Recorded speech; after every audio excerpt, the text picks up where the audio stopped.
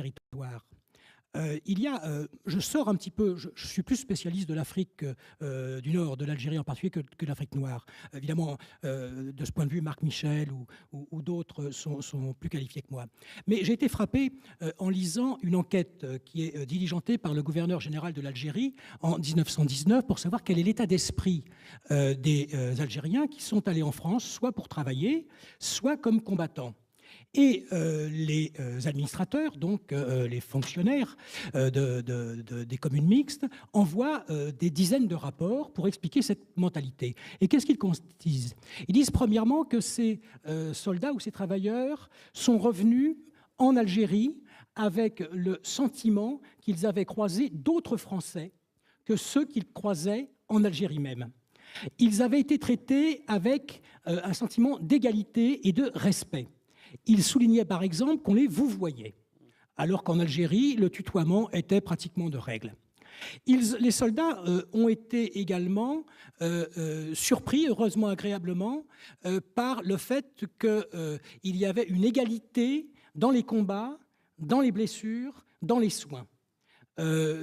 Par exemple, des hôpitaux ont été créés et le personnel soignant a manifesté la même qualité de soins pour les poilus d'Afrique que pour les poilus d'Auvergne.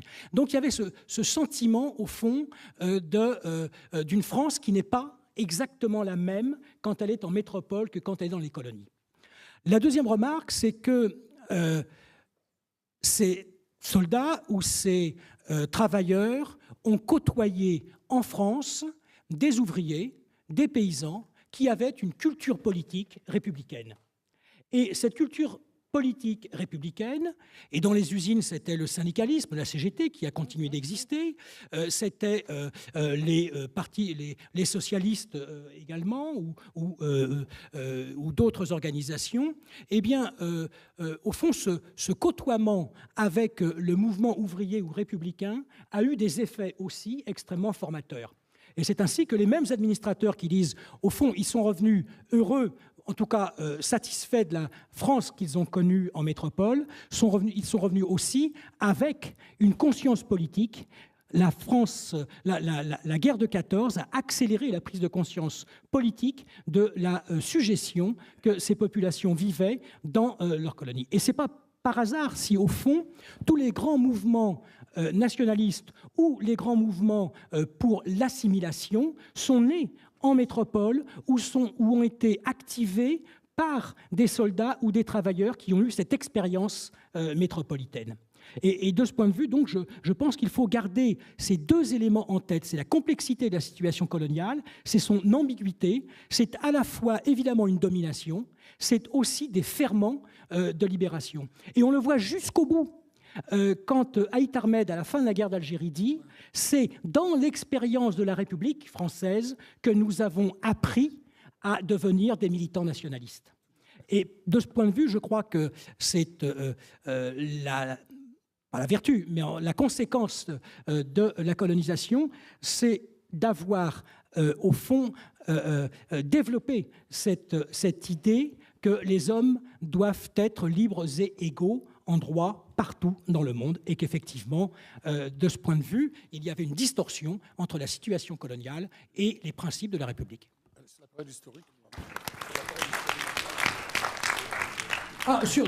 Juste alors, à la demande de Fodessila, sur la conférence de Berlin. La conférence de Berlin en 1885, donc, est convoquée par Bismarck et par la France, n'est pas à proprement parler le partage de l'Afrique. D'abord parce que l'Afrique avait déjà amorcé sa conquête en 1830 avec l'Algérie, 1880-82 avec la Tunisie, et effectivement, il y avait déjà des comptoirs très anciens, à Saint-Louis par exemple, à Gorée, etc. Mais ce que décide la conférence de Berlin, c'est à propos des pays du bassin du Congo qui ne sont pas encore colonisés, de maintenir la liberté commerciale à l'ensemble des pays, y compris les États-Unis, quelle que soit l'issue des entreprises coloniales qui vont se développer. C'est un moment où le roi des Belges commence à avoir des ambitions personnelles sur le bassin du Congo. Donc assez paradoxalement, la conférence de Berlin, c'est une conférence libre-échangiste qui se prolonge jusqu'en... Oui, elle est libre-échangiste, c'est assez curieux au niveau commercial, je parle pas au niveau des hommes. Hein. C'est une conférence libre-échangiste, c'est-à-dire en gros, il ne faut pas que la domination coloniale prive en gros les Allemands de l'accès aux débouchés africains. Et c'est maintenu jusqu'en 1918, enfin jusqu'en 1915 en réalité avec l'Allemagne, cette liberté commerciale, et jusqu'en 1928 avec les autres pays, l'Allemagne étant éliminée du marché africain à ce moment-là du fait de la guerre. Donc c'est juste un petit point. Et bien entendu, le partage de l'Afrique se prolonge après. Sur l'Afrique noire, au fond, c'est ce qu'on appelle le crumble, ou la course au clocher entre les Français et les Anglais, qui se termine en 1898 avec Fashoda, qui a été rappelé là tout à l'heure, et qui ouvre à l'entente cordiale avec l'Angleterre. Et puis, les dernières revendications, les dernières hostilités européennes à propos de l'Afrique, c'est 1911, la question du règlement de la question marocaine, en échange de territoires camerounais rétrocédés, ou d'Afrique occidentale allemande française rétrocédée en partie à l'Allemagne. Ce qui fait d'ailleurs que la guerre de 14 n'est pas une guerre qui porte sur la question coloniale, contrairement à ce qu'on a pu dire. Il n'y a pas d'enjeu colonial à la guerre de 14. En revanche, les enjeux coloniaux vont se manifester à partir de 1915, et 1916, quand la France, l'Angleterre et l'Allemagne présentent leur but de guerre. Voilà, évidemment, j'ai pris un raccourci, je vais aller très vite pour résumer sur l'histoire de... fin 85, début 86, d'ailleurs, hein, pour cette conférence de Berlin, qui entérine finalement ces conquêtes des pays européens, parce que pour moi, on peut considérer que la colonisation a commencé même dès les premiers comptoirs esclavagistes, et dès que les uns et les autres s'installent, du moment où les canons sont tournés non pas vers l'extérieur, mais vers l'intérieur, la colonisation commence. Vous voyez que les hommes... La seule chose qui me paraissait importante dans ces histoires-là, c'est cette course de vitesse entre deux empires que sont la Grande-Bretagne et la France. Voilà. Exactement. Et ça, il faut l'adapter parce qu'y compris, elle pousse à la création de cette force noire plus rapidement chez, par exemple, les Français. Alors, je vais poser la question maintenant à Georges-Paul Langevin. Vous voyez que les hommes, même à Fleury-Moucheté, ont besoin de croiser le fer. Hein. Donc, enfin, une femme parmi nous qui va apaiser l'atmosphère et de surcroît politique. Donc, je pense que ça serait important, effectivement, que vous nous livriez votre point de vue. Voilà, moi, je crois que des manifestations comme celle-là sont très importantes, puisque aujourd'hui, quand nous construisons notre vivre ensemble, nous avons besoin de nous rappeler de ce passé et de la place qu'ont occupée dans les grandes heures de la France les peuples des colonies. Et tout à l'heure, on avait le débat pour savoir si c'était volontaire ou si c'était un peu une participation un peu forcée. Moi, je dirais qu'effectivement, on a les deux aspects. Je pense que beaucoup de gens des colonies sont venus avec beaucoup d'enthousiasme et de foi défendre la mère patrie, parce qu'ils ils croyaient aux idéaux qui étaient ceux de la France. Et c'est vrai que depuis la Déclaration des droits de l'homme, on avait déjà cette notion que le français, et ce n'était pas une race, ce n'était pas une religion, et que par conséquent, tout homme, s'il adhérait aux idéaux de la République, pouvait faire un français à part entière. Et c'est la raison pour laquelle, me semble-t-il, toute la théorie de l'assimilation, ça a été un peu ça. On vous instruit, on vous apprend des choses, et vous ferez un français à part entière. Et il me semble que c'est dans ces deux guerres, l'enthousiasme qu'ont mis les hommes de couleur à défendre la République et la France, ça tenait au fait qu'ils avaient profondément adhéré aux idéaux et qu'ils espéraient comme ça, en quelque sorte, mériter leur égalité. Si je prends l'exemple des Antillais qui sont partis en 14 et ensuite en 39-45, durant la Deuxième Guerre, les Antillais partaient par des petits bateaux pour rejoindre les îles anglaises et venir défendre la France. Parce que pour eux, c'était quelque chose de très important, à la fois pour pouvoir montrer qu'ils exerçaient leur devoir de citoyen comme tout le monde, et deuxièmement, l'espoir aussi que ceux qui pouvaient rester d'inégalité allaient pouvoir être rattrapés. Et c'est ce qui explique, me semble-t-il, à la fois qu'en 1946, toute la démarche d'assimilation aux Antilles était issue en quelque sorte des sacrifices consentis durant la guerre, mais les déceptions sont arrivées aussi assez rapidement parce qu'on s'est rendu compte après que finalement l'espèce de fraternisation importante durant la guerre, après ça n'a peut-être pas résisté. Si vous prenez l'exemple de quelqu'un comme Fanon, qui lui aussi est parti mineur, c'est pour pouvoir défendre la mère patrie.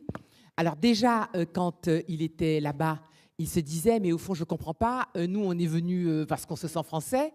Et il voyait bien que dans le regard des gens autour de lui, c'était quand même quelque chose d'un peu particulier. Eux ne le sentaient pas aussi français que lui se sentait.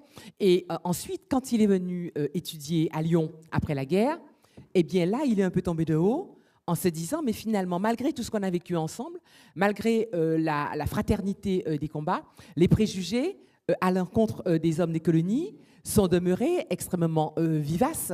Et c'est une des raisons pour lesquelles Fanon est devenu le révolutionnaire qu'il a été.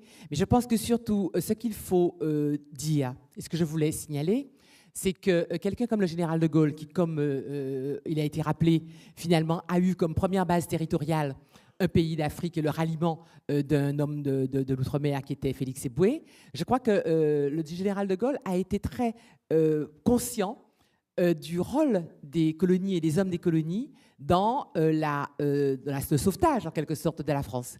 Il y a une très très belle plaque, on parlait des souvenirs qu'on fait chaque année sur cette mémoire. Il y a une très belle plaque du général de Gaulle qui est sur le quai Henri IV, derrière Sully-Morland, où il dit cela, où il dit qu'il faut rendre hommage à ces hommes qui sont venus avec le croissant, avec la croix, et qui sont, sont venus de tous les pays de l'Empire. Et il dit, grâce à eux, eh bien, c'est grâce à eux que j'ai pu aller signer l'armistice en 1945. Et il dit que justement, toutes ces religions mêlées, il ne faut pas qu'on oublie le sacrifice de ces hommes. Et c'est vrai que très souvent, quand on entend quelques discours comme ceux qu'on a entendus récemment sur les droits et les devoirs, en disant, voilà, c'est bien d'être français, mais il n'y a pas que les droits, il y a aussi les devoirs, eh bien, on a tendance à rappeler que beaucoup de gens, finalement, ils ont rempli le devoir avant d'avoir totalement l'égalité de droit. Et par conséquent, c'est une mauvaise querelle qui leur est faite aujourd'hui. En tout cas, il me semble que c'est important de rappeler des moments comme celui-là, de rappeler qu'à l'époque, dans tout l'Empire, puisqu'on a parlé des tirailleurs sénégalais, mais on évoque aussi le bataillon des guitaristes, qui étaient ceux qui venaient de Polynésie et qui, pareil, ont versé leur sang et dans un conflit, je crois qu'ils venaient défendre la France, mais ils ne comprenaient pas tout. Si l'autre jour, dans le 20e, nous avons rappelé aussi le rôle des Indiens, qui, pareil, sont venus cette fois sous la bannière britannique et qui ont été décimés aussi dans... il y a aussi, mais la grande majorité était quand même venue mobilisée par les Britanniques. Et tous ces gens-là ont quand même donné leur sang pour la France. Et je crois qu'aujourd'hui, si on pouvait... On nous parle souvent de la concurrence des mémoires. Mais moi, je pense qu'il faut absolument qu'on arrive à intégrer toutes ces mémoires particulières dans la mémoire commune, de manière à ce qu'on se dise qu'il n'y a pas des Français de première classe et des Français de deuxième classe, mais que finalement, l'égalité des droits, ce n'est pas quelque chose qui est octroyé, c'est quelque chose aussi auquel tout le monde a cru, mais c'est quelque chose, me semble-t-il, qu'une grande partie des gens de l'Empire ont amplement mérité. Voilà.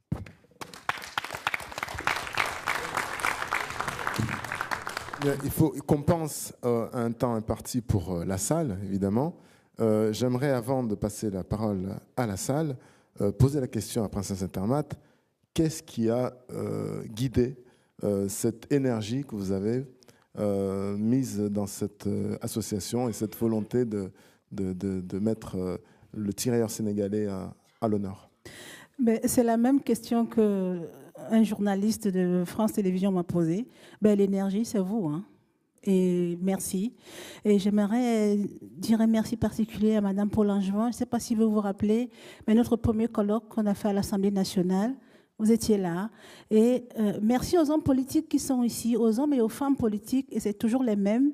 Vous qui êtes là-bas, comme dit le proverbe, là où s'arrête le pouvoir des politiques, c'est là où commence le pouvoir du citoyen. Mais on a quand même besoin des hommes politiques et des femmes politiques. Donc, prochainement, quand on va commémorer cette semaine du souvenir, vous ferez des relais au plus haut niveau pour qu'ils se mobilisent, parce qu'on n'a pas moyen de les avoir. Toutes les lignes sont coupées. Comme par hasard, leur calendrier est hyper chargé. Mais moi, je me dis, à force de ténacité, nous allons y arriver. L'histoire qui a été contée tout à l'heure, elle est très, très importante. Ce qui a été fait, ce qui n'a pas été fait, c'est du passé. Et comme je dis toujours, quand on veut savoir où on va, il faut d'abord savoir d'où on vient. Et maintenant, qu'est-ce qu'on va faire? C'est bien de nous rappeler les injustices, les méfaits, mais nous avons l'avenir. Qu'est-ce qu'on va faire maintenant? Et j'aimerais qu'on puisse aussi, avec la salle, poser cette question et rentrer ce soir avec des propositions. Merci.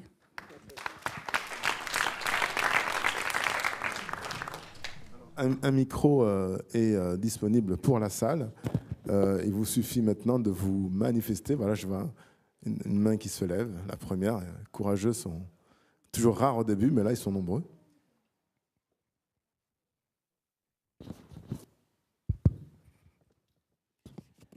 Mais bonjour la salle, merci d'être venus si nombreux, même si elle n'est pas pleine. Je suis Théodule Beda-Akishi. Je voudrais savoir une petite précision par rapport à la régularisation des pensions des anciens combattants. J'ai dans ma famille proche des oncles qui, quand j'étais tout petit, quittaient la ville d'Adzopé, c'est 80 km d'Abidjan, payaient à peu près 3 000 francs CFA pour partir à la capitale, à la pairie de France, pour récupérer leur pension alimentaire qui était de 10 000 francs CFA à l'époque, ou moi dans les années 70, début 80. Je voudrais savoir, est-ce que cette pension a été vraiment régularisée ou pas? Parce que la question a été posée, mais je crois qu'elle a été éludée. Non, en fait, c'était véritablement la troisième partie. On a fait la première partie, c'est le quoi, c'est la définition. La deuxième partie, c'était le rôle des tirailleurs sénégalais. Et la troisième partie, c'était l'injustice. Et on y vient. Donc bravo pour votre question, puisque c'est bien cette partie qui doit être traitée maintenant. Je pense qu'on pourra affiner, mais si j'ai bien compris, c'est que d'abord, la plupart des anciens tirailleurs viennent quand même de la zone CFA. Or, ce n'est pas calculé sur l'index CFA, mais sur l'index euro. Bon. Mais c'est l'équivalent de l'euro. Voilà, c'est ça qui est un peu complexe. C'est ça qui plutôt sert de justification pour dire, d'une part, on ne veut pas qu'il y ait d'inflation, donc vous comprenez, on ne peut pas d'un seul coup se mettre à payer un ancien tirailleur en Afrique au même prix qu'on paierait un ancien soldat français, parce que ça créerait des déséquilibres, etc. Et ça risquerait de créer de l'inflation, parce que d'un seul coup, ils vont se retrouver avec un pouvoir d'achat qui est plus élevé par rapport, etc. Mais bon, en même temps, on pourrait se dire, si tout ça, on prenait en compte toutes les années où ils n'ont pas été payés, je pense qu'on le rattraperait largement. Qui puisait surtout, ce que j'essaie de comprendre jusqu'à présent, c'est que voilà, ce n'est pas 1 euro, mais c'est la valeur de l'euro. Et ça change énormément suivant les pays. Bon. Et je crois qu'à ce stade-là, ce qui est beaucoup plus important, c'est d'abord qu'il n'y ait plus aucun soldat qui n'ait pas le droit à cette pension.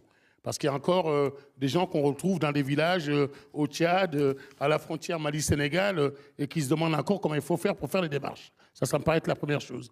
La deuxième chose, il y a des pays maintenant qui sont dotés d'instruments, à la fois de journées, ça a été rappelé dans le film tout à l'heure, comme le Sénégal. De ce point de vue-là, il y a une journée du tirailleur, il y a des guichets qui sont ouverts pour les tirailleurs. Et puis, bon, ça me paraît être une deuxième chose importante, y compris que si des descendants ou des familles ou des veuves, etc., puissent continuer à bénéficier de ça, et que, somme toute, je ne pense pas que c'est en rajoutant quelques euros que ça changerait grand-chose, mais en tout cas, c'est pas écrit de façon claire et définitive, et ça évolue suivant les endroits où on est. Fodé, j'entends bien ta remarque, elle est d'ordre économique. Moi, je voudrais plutôt réfléchir sous l'angle juridique.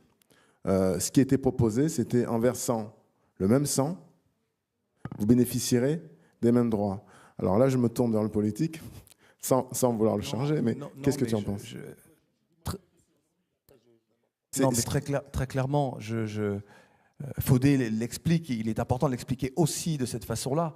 La réalité est beaucoup plus primaire que cela. Ce n'est que du mépris. quels que soient les gouvernements successifs, de droite comme de gauche, il y a un véritable mépris pour ces personnes.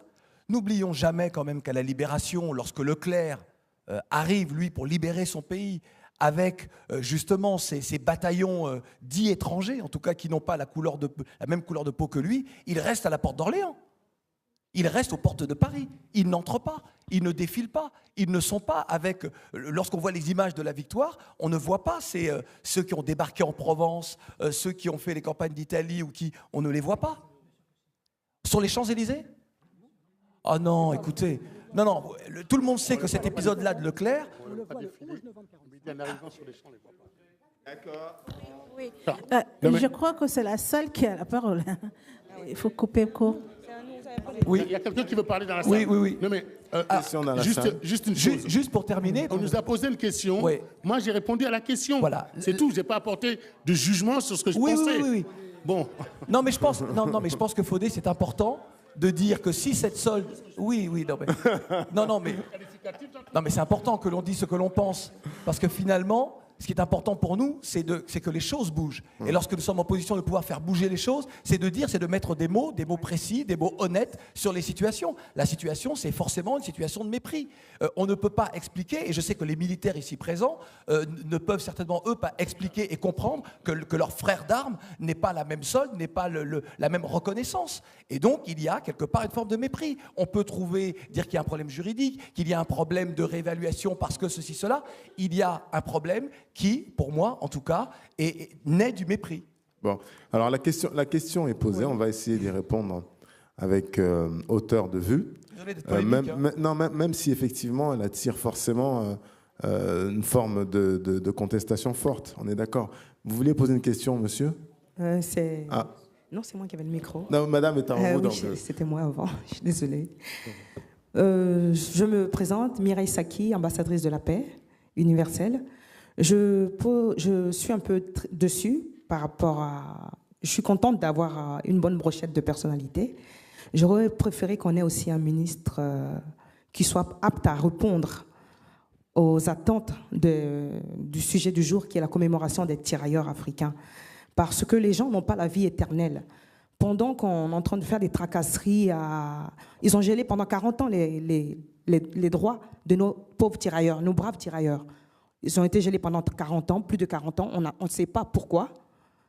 Sous prétexte qu'il y a eu le contrat de décolonisation par rapport aux indépendances des pays africains. Donc, les pensions ont été gelées.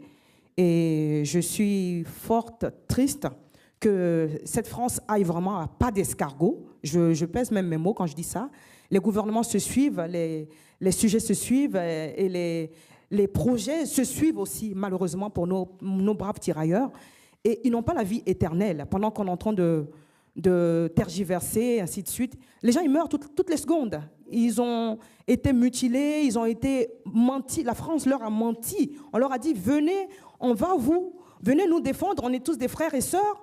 Et ils ont laissé leur famille, ils sont venus. Ils ont été même raflés, parce qu'on ne va pas dire qu'ils sont venus d'eux-mêmes. Parce qu'on a vu tout à l'heure le documentaire, et encore, je pense que j'aurais bien voulu que ces documentaires-là, on puisse les avoir en DVD, même chacun dans nos familles, qu'on puisse transmettre. C'est une culture qui nous manque au jour d'aujourd'hui. C'est une partie de notre histoire qui nous manque. Et on nous dit qu'on est français africain, parce que même si on est français de nationalité, on nous demande toujours d'où vous venez. Et au jour d'aujourd'hui, on peut leur dire, et on continuera de leur dire que nos parents ont combattu pour la France. Mais nous, on le sait, mais c'est une partie de la France qui ne le savent pas. Et je souhaiterais que les Français qui sont dans leur zone de confort réalisent que même sur les territoires où nous marchons en France, qu'ils se rendent compte qu'il y a aussi encore des ossements de nos ancêtres qui sont sur ce territoire français, sur lesquels nous marchons, et personne n'a conscience de cette douleur de nos ancêtres. Et on nous dit tout le temps que les Africains sont tout le temps dans la revendication. C'est normal qu'on revendique si on ne nous donne toujours pas. Donc franchement, je remercie vraiment toute cette assemblée, je remercie vraiment la princesse qui nous permet de nous exprimer, qui nous donne encore cet espace. Et merci encore. Et est-ce que on souhaiterait que la prochaine, on espère que d'ici l'année prochaine, qu'on fasse au moins la commémoration du jour de paye des pensions. Parce qu'on fait toujours des commémorations de nos morts, mais on ne fait pas de commémorations des pensions. Il serait temps qu'on arrive aux pensions, que les Africains puissent vivre au moins avant qu'ils demeurent encore le peu de ce qui reste encore pour cela. Je vous remercie. Comme ce n'était pas une question, on va reprendre. Bien, je vais d'abord commencer par me présenter. Je suis le général Lang. Je ne suis plus en activité depuis le 2003 et j'ai été pendant 7 ans président de la Fédération des anciens des troupes de marine. Ex-troupes coloniales qui comportaient en leur sein les tirailleurs, je ne vous l'apprends pas.